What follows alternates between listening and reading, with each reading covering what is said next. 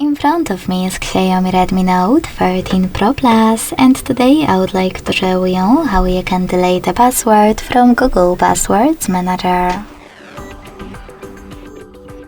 Start by opening Settings and scrolling all the way down to access Google. Then tap on All Services. Select Autofill.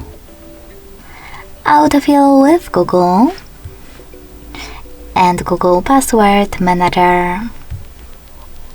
Following that, just tap on one of your passwords that you wish to delete and enter your current screen lock. Now tap on Delete button next to the Edit one and confirm your choice in the pop-up.